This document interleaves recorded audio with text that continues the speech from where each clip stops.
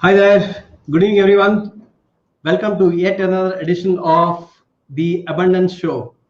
Actually, today we have got a very interesting visitor here, and it is none other than Mr. Amruth Kumar. So I was just chatting up with him a short while ago before we went live. He belongs to this the traditional coaching and leadership coaching and behavioral coaching, NLP coaching kind of a background. And he is someone from whom a lot of leaders, in fact, a lot of coaches have got their first levels of training and advanced levels of trainings also from him. And today, some of them have gone on to do a lot of stuff in the corporate setup, in the business setup, and so many other things that they're doing. So Amrut is among the leaders of coaching industry. Actually, okay, he's a stalwart in that. We are very fortunate to have him today in this Abundance Show, exploring the fabric of success.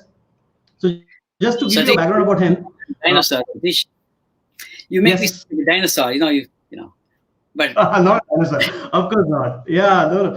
So he's you're someone that from whom most of us have learned things, and we draw inspiration from you. So it's a fact. So it's I'm not just trying to put you across on a pedestal just because you're on my show. Okay, so you know that. Yeah, you know that. So Amrut is a sought after keynote and motivational speaker, and with more than 25 years of experience in this field. He's regularly called to speak at various conferences, both online as well as in the face-to-face setups from stage. Amrut is also a leadership coach and a coach who has helped senior professionals, business leaders, corporate executives, very, very senior corporate executives, and his use of cognitive, behavioral, and NLP methods gets noticeable results for people. So without any further ado, let me invite and welcome Amruth Kumar to the Abundance Show. Welcome, Amruth. Awesome, Satish. Happy to be here. Right, great. So, Amruth, let's begin with asking you your background. What got you into coaching industry and what got you into training industry? And I think you started very early. So, what was your background like? If you look at it, funny thing is that, I'm a South Indian Tamil, I tell these people, and a lot of people laugh at this. I'm a Tamilian born in Andhra Pradesh, settled in Karnataka, married to a Maharashtrian, and lived in Kerala, and, kind of mixed up. So people say, what language can you understand? I said, all of those. Okay. So growing up, I came from a traditional family, Brahmin family and all that. And, what really got me to coaching was growing up, since I was a short guy, I was extremely conscious of the fact that I was not getting the kind of recognition that I should be getting from people. Okay. So people are kind of not even noticing me. An incident happened to me in school which actually got me to the limelight, and I can tell you later what the incident was. And then I realized, wow, even I can do it.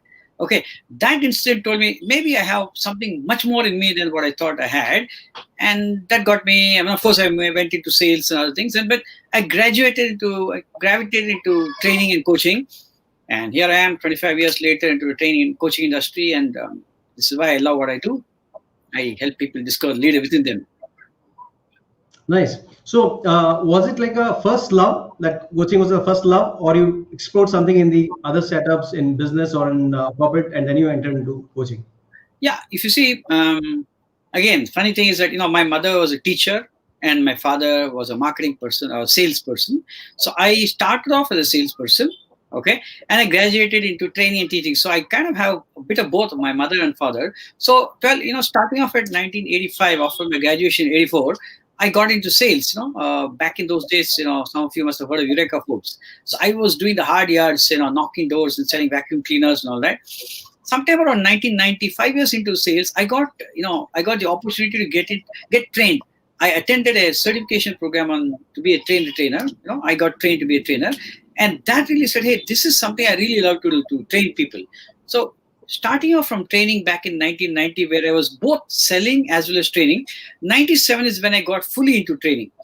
And around the turn of the century, around 2005, 2006 is when I found that a lot of people were more keen on getting one-to-one. They experienced my training and I said, Amrut, since training was more addressing the generic aspects of their needs, I had one person, a senior manager in the company, said, Amrut, I have some specific needs, and would you help me work on that? And I said, fine, let's do that. This was way back in 2005 when most people in India didn't know what coaching was. And that's when I started off. So kind of the early bird in coaching, I could say. That's what we're doing.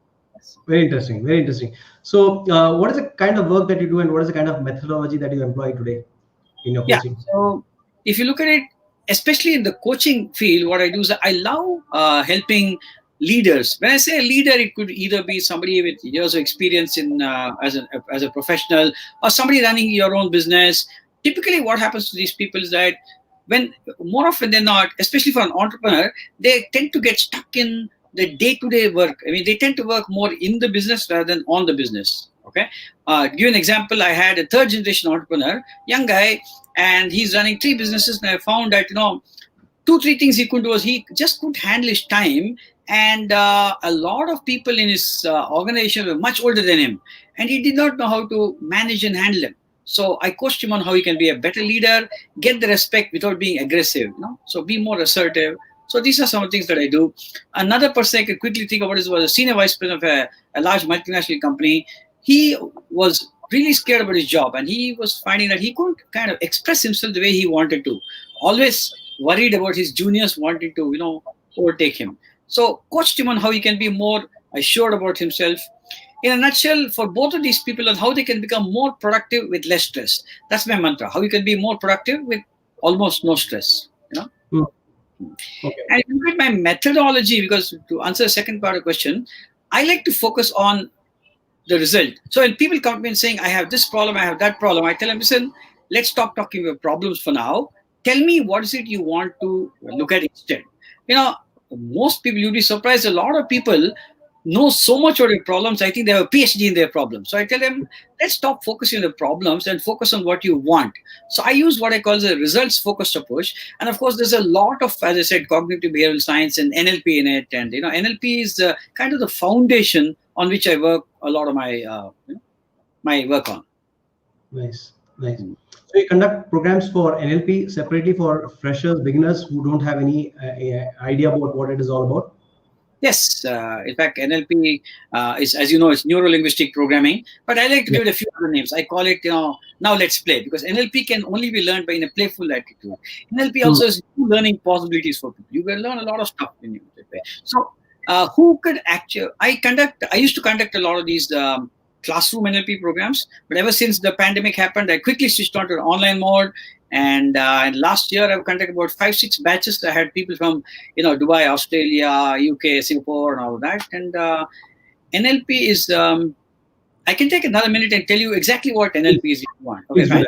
Now, imagine that you have a class full of students, and there's a teacher conducting a math classroom. She gives a math, she teaches them something about math, and then she gives them a test. At the end of the test, what are the chances of all the students getting the same score? All 100%, all 80%, almost nil, isn't it? Typically, what happens is that some student might fail, some might get about 10, 20 marks, some might get 100 marks, 80 marks, is it? Now tell me, do you think the difference in marks is because of the teacher taught them differently, or it was the same teacher teaching same subject? Or is it because how the student perceived mathematics differently in his or her mind, isn't it? Yeah. So the difference is more on the inside rather than the outside. For example, why is it that some people are so easily able to do public speaking or whatever it is, while a lot of other people struggle with it? It's not that public speaking or for the matter anything is difficult. It's how you create it inside your mind. So NLP is also how you change your thought processes, work and rework the thought process in your mind, so that you can have a better thought process in your mind, and that will help you to achieve what you want. That's about, in a very, very generic way, what NLP is. So is it something where people get to understand themselves in the context of this science, and also get to understand how they relate with the outside world with regards to that science, with regards to understanding themselves? Is that something like that? Yes. See, why you do the things you do, Satish? Why do I do the things I do? Is because of a lot of what we can call of programming, which happened to me in my life. For example, you see, here, would you ever walk into a temple with your slippers on? Most likely not. But then again, I'm sure you know that there are a lot of people who might walk into a place of worship with their slippers on. Okay. Would you address your mother-in-law by her first name? No. Okay. But then there are people who might address their mother-in-law by first name. That's perfectly okay. All this is because of the kind of beliefs that we've grown up, the values that we've grown up. Many times, more often than not, these values and beliefs work perfectly for us.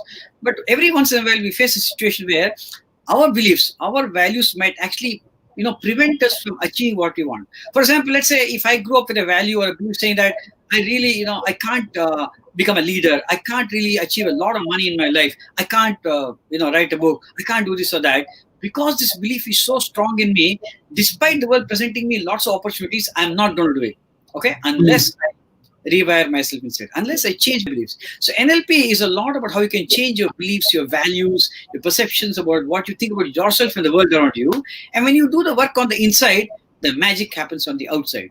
So I teach people on how they can work on themselves, and also a lot of people like coaches and trainers, and in fact, doctors have come to me on how they can help their patients and how they can reorient themselves, reorient their thinking about their own illness, and do the magic with themselves. So Wow. that's what it is. Very nice. So who are the people who can actually benefit from NLP? Well, if you're alive and breathing and you're human, you can benefit from NLP. That's the basic answer. So I to tell you more specifically, I'd say, let's say you're somebody who's really looking at wanting to do some specific changes in your life. Let's say you're finding that things are not working the way you want it to work. You can use NLP to understand why and change it. If you're somebody who's helping others, a coach, a manager, a leader, a teacher, these are people who can, let's say a doctor wants to work with the patients also in a way where he helps them to understand the situation, how they can, because I'm sure modern science agrees with me, medical science, that it's a lot of things, both the mind and the body, the physiology and the psychology have to work together for you to become healthy. So these are some of the people who can learn with me, students, anybody for that matter.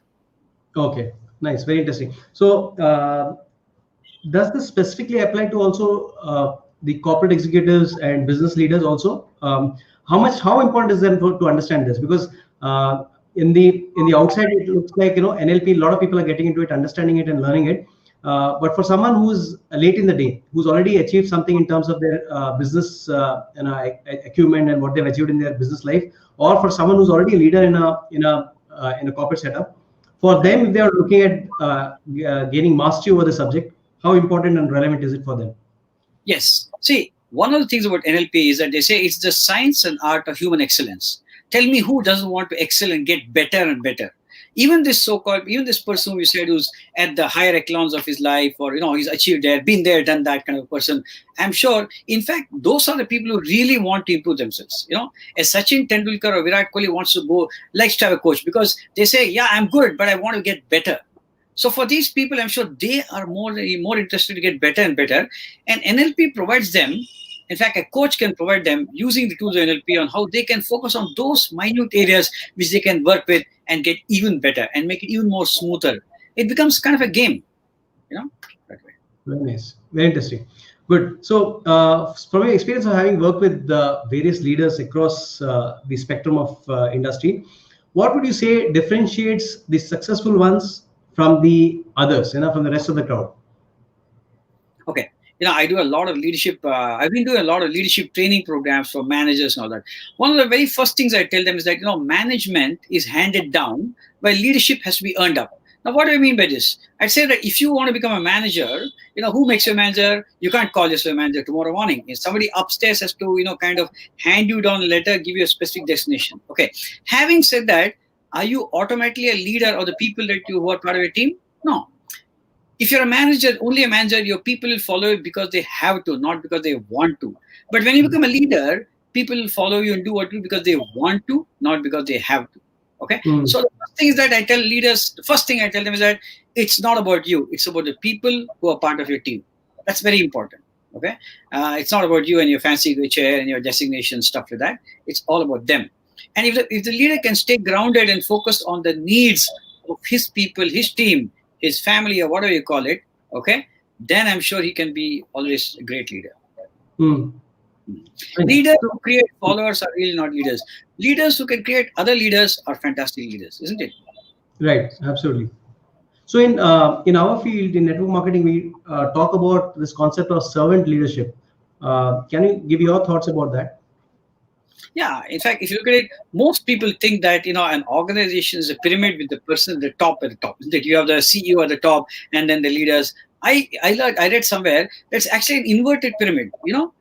You have the top, the big boss at the bottom, who's supposed to support his next level of leaders, who in turn are supposed to support the next level of, say, team leaders or whatever you call it, who are in turn supposed to support the people, the workforce, or whatever you want to call it, the customer facing people, who in turn support the customers or people who use the company's products and services. So if you look at it, actually speaking, if the leader is humble enough to understand that I am actually a support and I am right at the bottom, not at the top, that brings in him or her the humility that I am merely a support function.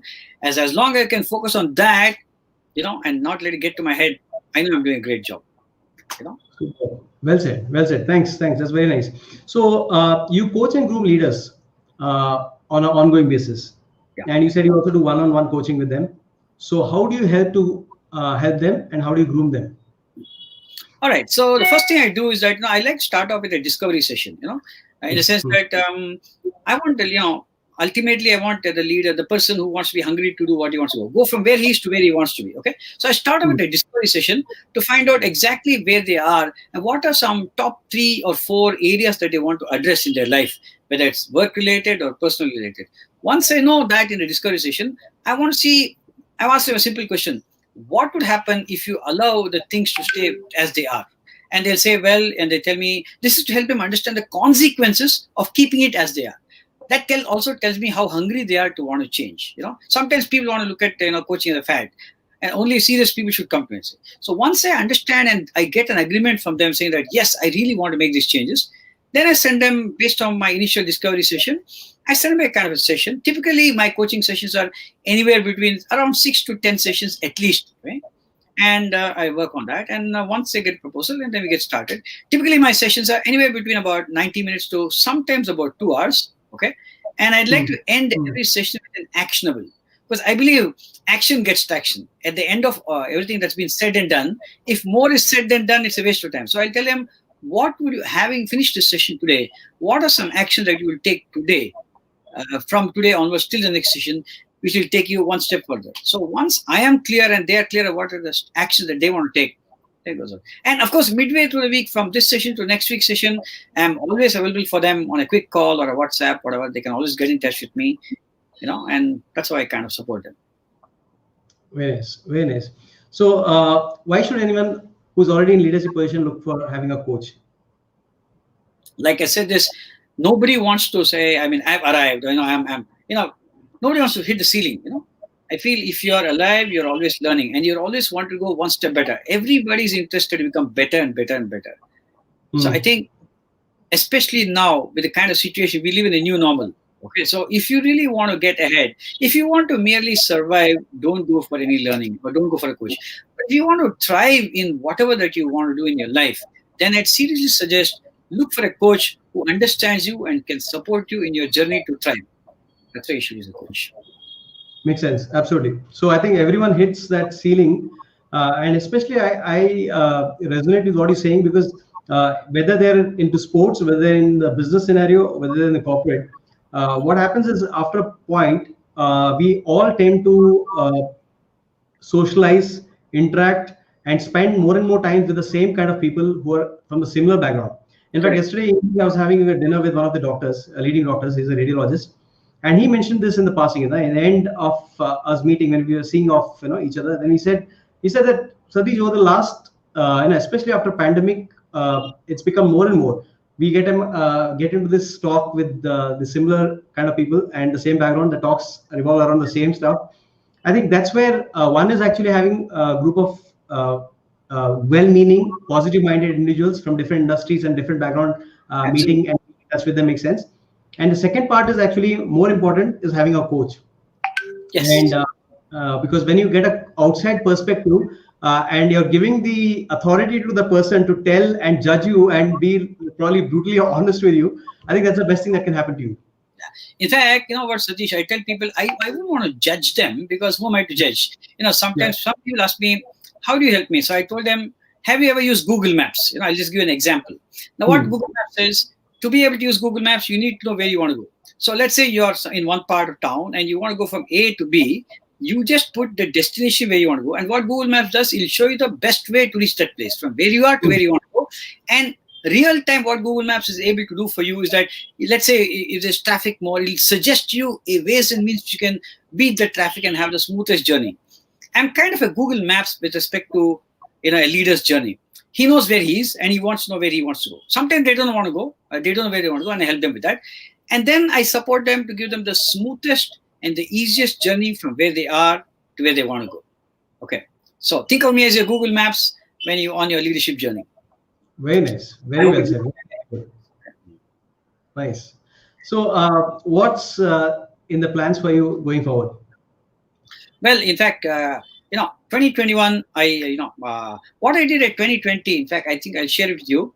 I had 20 thoughts, 20 learnings for 2020. Okay. I kind of put it down and I found that, I wrote it down for myself and I kind of put it on my Facebook page and I have it also with me. These are 20 things which I learned in 2020 and I added a 21st. So I thought I got to live my life using these 20 points which I learned. Okay. And for example, let's say one thing is health is the real wealth. Okay, is what I say. It's extremely important. Health, even more now, health is important. Okay. I'm going to be 57 next month and, I want to keep myself fit. So these are some things. 2021, my goal is to help at least 21 leaders on their leadership journey. As I'm speaking to you now, there are already 2 people who signed up with me and I'm kind of helping them out. It's early days yet for them. Somebody's finished the third session with me and I think he's enjoying it because he calls me up quite often. And there's another lady who's come back to me now and that's it. So, Very interesting. Great. So good. So the last, I think 20-25 minutes has passed off very fast.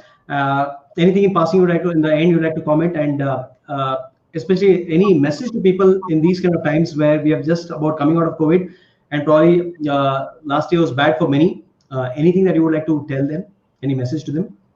Well, I'd say, the way I've lived my life with one mantra, which is there's no failure, only feedback. Okay, what it means, and that's, by the way, an NLP presupposition. Okay, what it means is that anything that you've done so far in your life, anything that you're going to do even now in your life, if you consider it as failure, then you're going to feel that negative emotions of failure are going to stick to you. But if you consider it as feedback, let's say you tried to do something and you didn't quite get the result that you wanted to get. When you look at it as failure, you're going to have the negative emotions and feel bad. But let's say if you consider it as feedback, you'll say, okay, what went wrong? You're going to focus on what went wrong, how you can correct yourself, and start all over again. So I'd say there's no failure, only feedback. Keep going, and I'm sure you're going to get ahead in whatever that you want to do in your life. Don't be rigid, flexible. Things will happen. Very nice. Very nicely put, and very succinctly put. Very short and sweet. And thank you for your time, Amrut. All the very best to you. Anytime. And my wish for you is that you impact more and more people, because I think people like you, with the hardcore stuff which you have gone through and experience in your industry and in the field that you're in, I think you have a lot to give, especially not only to people, leaders, but also to the coaches, to the coaching industry as a whole. Thank you, Amrut. Thank you for your time. Thanks so much, Satish. It's been a pleasure being with you on the Abundance Show. Thank you so much. Thank you. Thank you.